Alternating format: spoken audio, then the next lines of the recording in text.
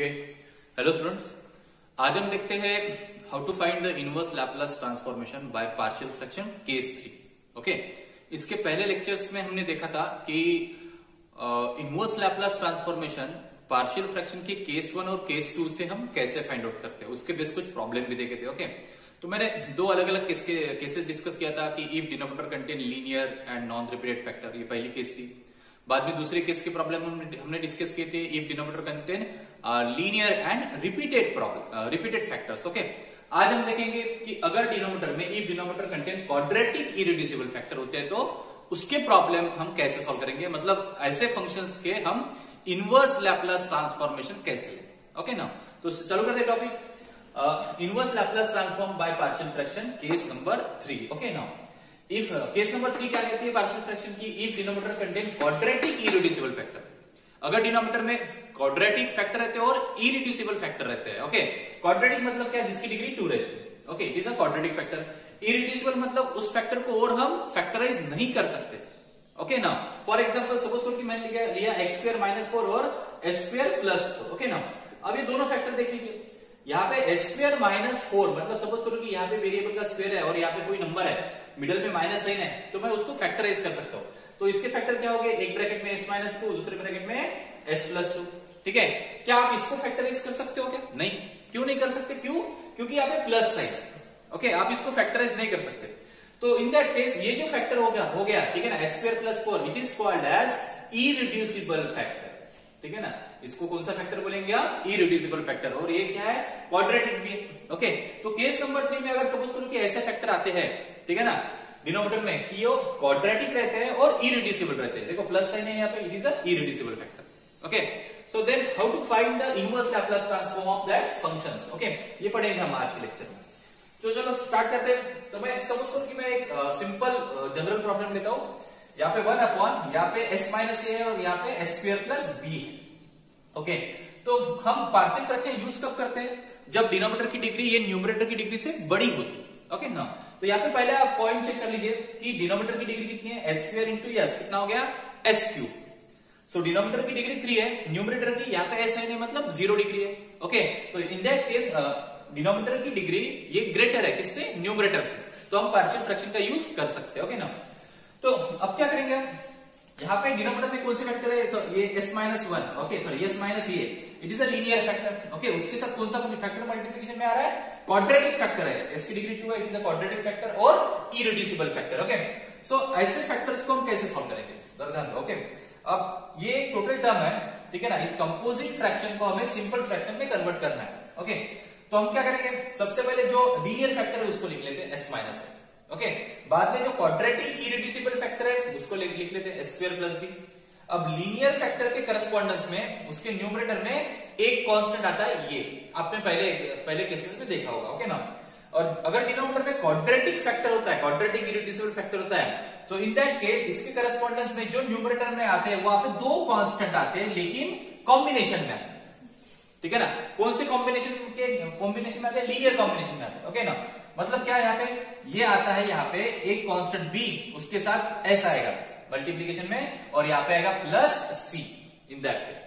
Okay, तो यहाँ पे ध्यान रखना कि अगर डिनोमिनेटर में लीनियर फैक्टर रहते हैं या फिर लीनियर रिपीटेड रहते हैं, ठीक है, डिनोमिनेटर में लीनियर रहते हैं या फिर लीनियर नॉन रिपीटेड भी रहेंगे या फिर लीनियर रिपीटेड भी रहेंगे, तो दोनों के लिए ऊपर एक ही कांस्टेंट आता है। ओके ना, ये या फिर b या फिर c। ओके, लेकिन अगर डिनोमिनेटर में क्वाड्रेटिक इरेड्यूसिबल फैक्टर है तो उसके करस्पॉन्डेंस में न्यूमरेटर में जो आता है वो एक लीनियर फंक्शन आता है, दैट इज bs + c।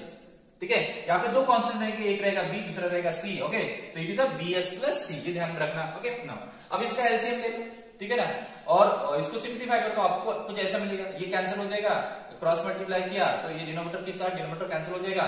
अब मेरा एम क्या है, एबीसी की वैल्यू निकालना। ओके ना, मेरा एम जो है वो एबीसी की वैल्यू निकालना है। ओके, अब कैसे निकालेंगे एबीसी की वैल्यू?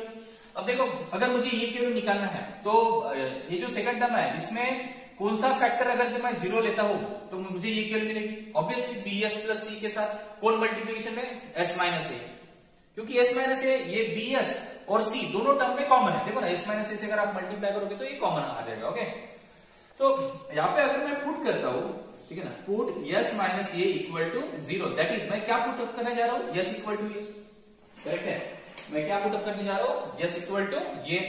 तो यहां पे देखो क्या मिलेगा, अगर मैं यस इक्वल टू ये पुट अप करूंगा तो 1 इज इक्वल टू ये इन ब्रैकेट जिसकी वैल्यू ये है, तो यहाँ पे a square plus B, okay ना, प्लस ये क्या आ जाएगा 0, सो देयरफॉर आपको ये की वैल्यू मिलती है 1 अपॉन यहाँ पे a square plus b, like that, ठीक है ना, इस तरीके से।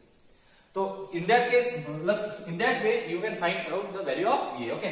अब आगे बढ़ते हैं, अगर मुझे बी और सी की वैल्यू निकालना है, ठीक है ना, अगर मुझे बी और सी की वैल्यू निकालना है तो बी के साथ कौन है, एस है, ठीक है, और यहाँ पे यस भी है और यस माइनस ये भी है। अब देखो, अब इसके आगे की जो वैल्यू है ना वो आप कंपेयरिंग द कोएफिशिएंट से निकालो, ठीक है ना, किससे निकालोगे, कंपेयरिंग द कोएफिशिएंट निकालो, ओके। सो अब देखो, अब इसके आगे आपको कॉमन फैक्टर नहीं मिलेगा, अगर बी की वैल्यू निकालना है तो सी के साथ आता है यस माइनस ए, ये के साथ आता है एस स्क्वायर प्लस बी, यहाँ पे दोनों में कॉमन फैक्टर नहीं रहता है। अगर सी के साथ देखो, अगर सी की वैल्यू निकालना है तो बी के साथ आता है यस और ये के साथ आता है एस स्क्वायर प्लस बी, दोनों में कॉमन फैक्टर नहीं है, तो आप यहां से बी और सी की वैल्यू मतलब इसमें से मित्र से तो भी नहीं निकाल सकते, ओके। आपको क्या करना पड़ेगा, कंपेयरिंग द कोएफिशिएंट करना पड़ेगा, मतलब आपको इसको सॉल्व करना पड़ेगा। सबसे पहले 1 इज इक्वल टू, ओके, यहाँ पे ये into S square plus capital A into B plus, okay. अब एस से मल्टीप्लाई करो, यहाँ पे बी एस स्क्वायर, ठीक है, हाँ, पहले एस से मल्टीप्लाई करेंगे तो यहाँ पे आएगा प्लस सी एस, ठीक है, हाँ, अभी माइनस ए से मल्टीप्लाई करते हैं, so minus capital B into ये इंटू यस, ओके ना, और यहाँ पे आएगा minus A C, minus A into capital C, okay ना। अब देखो, अब मुझे क्या करना है, स्क्वायर की टर्म्स को पास पास में लिखो, ओके ना, तो यहाँ पे आएगा ये प्लस बी और यहाँ से स्क्वायर कॉमन निकल जाएगा। एस की टर्म्स कितनी है, 2 टर्म्स है, ओके, प्लस यहाँ पे मैं एस कॉमन निकाल लेता हूँ, ठीक है, ब्रैकेट में कितना बचेगा, ब्रैकेट में बचेगा सी माइनस यहाँ पे बी इंटू ये यहाँ पे एस, ओके ना। अब कांस्टेंट की टर्म को लिखो, कांस्टेंट की टर्म कौन सी है, capital A into small B minus यहाँ पे ये इंटू सी, ओके। देखो, तो यहाँ पे एस स्क्वायर की टर्म है, एस की टर्म है और कांस्टेंट की टर्म है। अब दोनों साइड के एस स्क्वायर, एस और कांस्टेंट, ठीक है ना, के कोएफिशिएंट को कंपेयर करना, okay. So comparing the coefficients, अब लिखता हूं मैं comparing the coefficient of, okay, S square, yes and constant, ठीक है ना। चलो आगे बढ़ते हैं।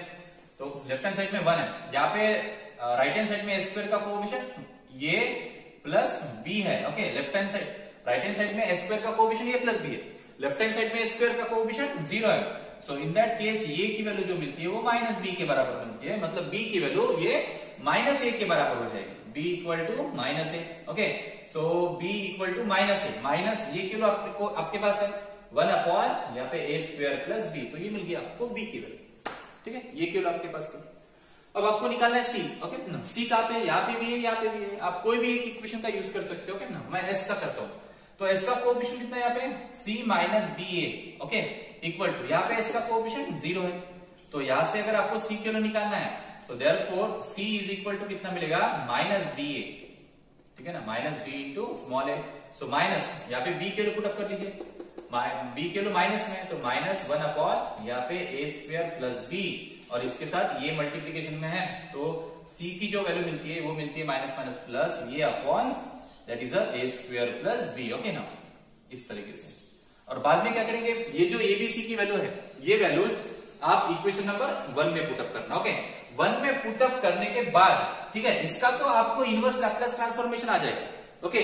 व्हाट अबाउट दैट टर्म, ठीक है, तो ये जो ऐसे प्रॉब्लम है, ठीक है ना, आपने ऐसे प्रॉब्लम मैंने बेसिक प्रॉब्लम्स में पढ़ाए थे, इनवर्स लैप्लास ट्रांसफॉर्मेशन के जो बेसिक प्रॉब्लम्स थे ना, मैंने मेरे ख्याल से लेक्चर नंबर 2 में, ओके।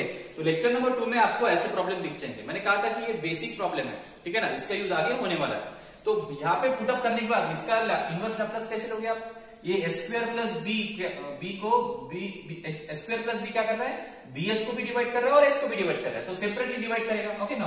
मतलब कैसे, यहाँ पे बी एस अपॉन यहाँ पे स्क्वायर प्लस बी आएगा प्लस सी अपॉन यहाँ पे स्क्वायर प्लस बी आएगा, ओके ना। बाद में आप इसका इनवर्स लैप्लास ट्रांसफॉर्म ले सकते हो, बी कांस्टेंट है बाहर, ये मेरे ख्याल से कॉस और ये बी इसका स्क्वायर है अंडर रूट बी का, ओके। आप यहाँ पे बी स्क्वायर भी ले सकते हो, ठीक है। तो ये प्रॉब्लम इजी हो जाएगा आपका, ये साइन का फार्मूला बन जाएगा और ये कॉस का फार्मूला बन जाएगा। ठीक है, so in that way you can solve the partial fraction case 3। Clear है? कोई डाउट है तो आप पूछ सकते हो। ठीक है, चलो इसके बाद देखते हैं इसके बेस प्रॉब्लम।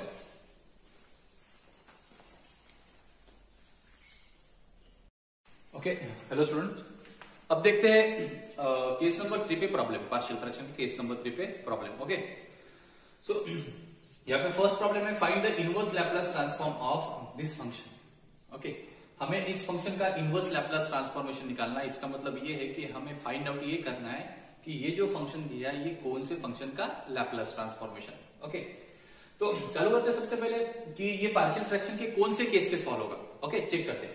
डिनोमिनेटर में कौन सा फैक्टर है? यहाँ पे लीनियर फैक्टर दिख रहा है, यहाँ पे क्वाड्रेटिक है। ओके, अब यहाँ पे क्वाड्रेटिक फैक्टर है और क्वाड्रेटिक में क्या है, यहाँ पे प्लस साइन है और ये इरिड्यूसिबल फैक्टर है। क्या हम इसको और फैक्टराइज कर सकते हैं? क्या नहीं कर सकते। So this problem comes under case 3 of partial fraction. Okay, अब चेक करते हैं पार्शियल फ्रैक्शन का हम यूज कर सकते हैं या नहीं कर सकते। ओके, तो इसके लिए डिनोमिनेटर की डिग्री ग्रेटर होनी चाहिए एज कंपेयर टू न्यूमरेटर। तो डिनोमिनेटर की डिग्री कितनी है? एस स्क्वायर इंटू एस, कितना है? 3 है। ओके, एस क्यूब है। और न्यूमरेटर की डिग्री कितनी है? एस टू द पावर 1, मतलब 1 डिग्री। तो यहाँ पे डिनोमिनेटर की डिग्री ये बड़ी है एज कंपेयर टू न्यूमरेटर, तो हम यहाँ पे पार्शियल फ्रैक्शन का यूज कर सकते हैं। ओके ना, तो चलो इसको लिखते कैसे, पहले वो चेक कर लेते हैं सोल्यूशन में। ओके, यहाँ पे है एस अपॉन एस प्लस 1 और यहाँ पे S square plus 4। Okay, now तो पार्शियल फ्रैक्शन के फॉर्म में कैसे लिखते हैं इसको? ये केस 3 का प्रॉब्लम है। यहाँ पे एक लीनियर फैक्टर आ रहा है तो सबसे पहले लीनियर फैक्टर लिख लीजिए एस प्लस 1। ओके, बाद में क्वाड्रेटिक इरिड्यूसिबल फैक्टर लिख लीजिए S square plus 4। Okay, linear factor के न्यूमरेटर में जो आता है वो एक कांस्टेंट आता है ये, और क्वाड्रेटिक फैक्टर के न्यूमरेटर में जो आता है वो क्या आता है? ये आता है linear equation in the form of S, मतलब यहाँ पे लिखता हूं मैं बी एस प्लस सी, इसको दूंगा मैं इक्वेशन नंबर 1। ओके, अब मैं क्रॉस मल्टीप्लाई करूंगा, डिनोमिनेटर से डिनोमिनेटर कैंसिल हो जाएगा, यहाँ पे मिलेगा एस, यहाँ पे ये into S square plus 4 plus यहाँ पे बी एस प्लस सी इंटू एस प्लस 1। क्लियर है ना? अब मैं क्या करूंगा, ये केवल निकालने के लिए सेकंड टर्म में कोई कॉमन फैक्टर है क्या? यस, एस प्लस 1 है, तो मैं एस प्लस 1 को 0 पुटअप करूंगा। So put S plus 1 equal to 0, that is, इसका मतलब आपको एस इक्वल टू -1 पुटअप करना है। सो अगर मैं एस इक्वल टू -1 पुटअप कर दो तो यस यहाँ पे -1 आएगा। ओके ना, ये इंटू -1 का स्क्वायर प्लस 1 प्लस 4 कितना? 5, तो यहाँ पे आएगा 5 ये। क्लियर है? प्लस यहाँ पे आएगा -1 प्लस 1 0 इंटू सेकंड टर्म 0 आ जाएगा। सो देयरफॉर ये केवल आपको मिल गई कितनी? -1/5, that is the value of ये। ओके, अभी निकालते हैं बी की वैल्यू। क्लियर है? बी और सी की, तो मैंने कहा था कि बी और सी की वैल्यू निकालने के लिए यहाँ पे कोई कॉमन फैक्टर तो रहता नहीं है। ठीक है, अब मैं एक काम करूंगा। ओके, अब मैं एक काम करूंगा कि इसको अभी बी और सी की वैल्यू निकालने के लिए हम आगे की प्रोसेस करते हैं। ओके, चलो चेक करो यहां तक लिखा है करेक्ट है कि नहीं। तो ओके ना, तो अभी इसको मैं सिंप्लीफाई करता हूं। कैसे होगा? यहाँ पे होगा s is equal to, okay, यहाँ पे ये इंटू एस स्क्वायर प्लस यहाँ पे 4a।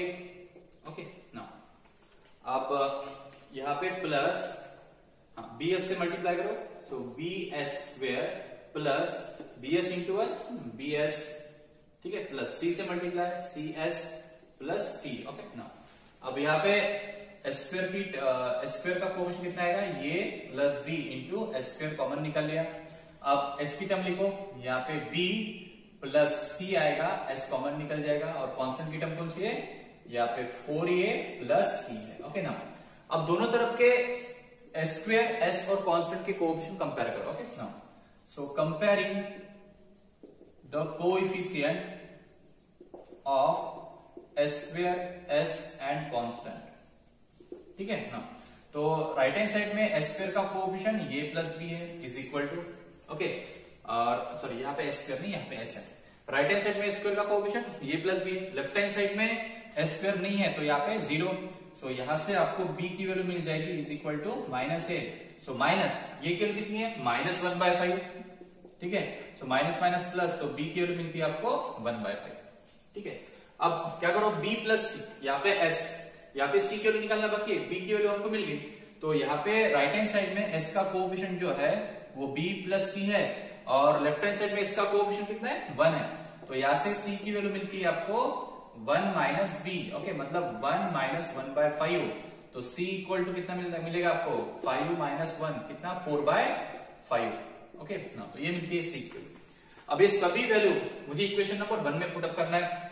So equation number 1 implies यहाँ पे s अपॉन यहाँ पे s plus 1 into S square plus 4 is equal to, okay ना, what is the value of ये, minus 1/5 upon s plus 1 plus b s plus c। b की value है कितनी, b की वैल्यू है 1/5 इंटू s प्लस c की value कितनी है, 4/5। तो यहाँ पे 4/5 अपॉन यहाँ पे आएगा s स्क्वायर प्लस 4, ओके। अब इसको थोड़ा सिंप्लीफाई कर लो, इज इक्वल टू यहाँ पे minus 1/5 constant into 1 upon s plus 1, ठीक है ना।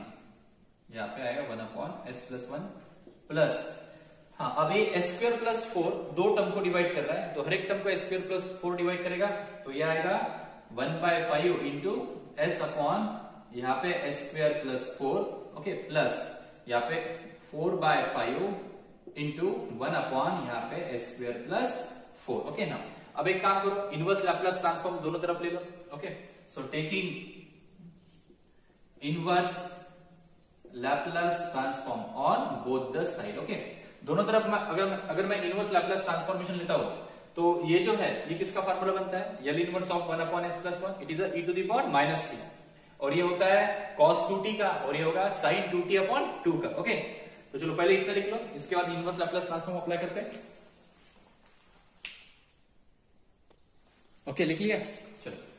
सो taking L inverse on both the side, तो क्या होगा, so L inverse of s upon s plus 1 into s square plus 4 is equal to L inverse of, यहाँ पे 1 minus 1/5 constant है बाहर, यहाँ पे यल इनवर्स किस पे, 1 अपॉन s प्लस 1 पे, ठीक है, प्लस यहाँ पे 1/5 कॉन्स्टेंट पे बाहर, यहाँ पे यल इनवर्स किस पे, s अपॉन यहाँ पे s स्क्वायर प्लस 4 किसका स्क्वायर है, 2 का, प्लस यहाँ पे आएगा 4/5 यहाँ पे यल इनवर्स ऑफ 1 अपॉन यहाँ पे s स्क्वायर प्लस 4 किसका स्क्वायर है, 2 का। तो ये कांस्टेंट जो आपको स्क्वायर के फॉर्म में लिखना पड़ेगा, तो देखो कितना मिलेगा, is equal to minus 1/5, okay, 1 upon s plus 1, ये किसका लैप्लास है, it is the Laplace of e to the power minus t plus, okay, यहाँ पे 1/5 कांस्टेंट, हाँ, s upon s square plus a square किसका फॉर्मूला है, cos 80 का, okay. तो यहाँ पे s upon s square plus 2 square है, तो ये आएगा cos of 2t, next plus 4/5 है, okay. 1 upon s square plus 2 square किसका फॉर्मूला है, ये है sin 2t अपॉन 2 का, ओके। सो 2 2 जा 4, तो आपको आंसर कितना मिलेगा, ये मिलता है minus 1/5 e to the power minus t plus, यहाँ पे आप 1/5 को कॉमन निकाल सकते हो, ब्रैकेट में आएगा आपका cos 2t प्लस यहाँ पे 2 sin 2t, ओके। तो ये मिलता है आपको इस फंक्शन का इनवर्स, ठीक है। प्रॉब्लम समझ में है, हम इसके बेस और एक दो प्रॉब्लम लेंगे, ठीक है, ताकि आपके डाउट्स क्लियर हो। इसके बाद में हम कुछ लॉजिकल प्रॉब्लम लेंगे टोटल पार्शियल फ्रैक्शन पे, मतलब उसमें केस नंबर 1 2 3 तीनों इन्वॉल्व होंगे, ठीक है। लेकिन उसको आपको मेनली पार्शियल फ्रैक्शन का यूज करके सॉल्व नहीं करना पड़ेगा, वो लॉजिकली सॉल्व करना पड़ेगा आपको, ओके। काफी सारी स्टेप आपकी बच जाएगी, तो ऐसे भी प्रॉब्लम लेंगे। इसके बाद और एक प्रॉब्लम देखते हैं, इतना लिख लीजिए।